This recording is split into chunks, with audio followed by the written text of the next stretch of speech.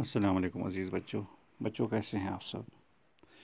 پیارے بچوں، آج ہم سوالات کی طرف آ جاتے ہیں۔ صفحہ نمبر 96 پر ہے۔ کبھی دو ایسے مختلف الفاظ ہوتے ہیں جن کے معنی ایک ہی یکساں ہوتے ہیں۔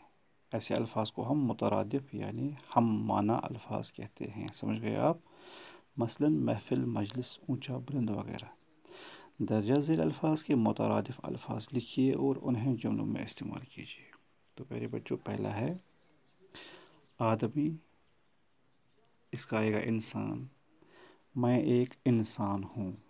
دوسرا ہے عظمت، قدر، والدین کی قدر کریں، یہ آپ خود لکھیں گے، والدین کی قدر کریں۔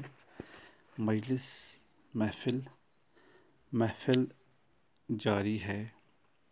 دنیا، کائنات کو کہتے ہیں، ساری کائنات اللہ کی ہے۔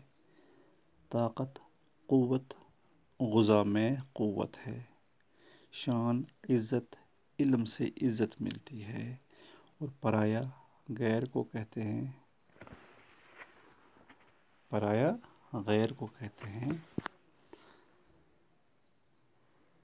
غیر کی بھی عزت کرنی چاہیے، ٹھیک ہے، یا غیر کے کام بھی آنا چاہیے۔ اب آسان سا کوئی جملہ خود لکھیے اس کو۔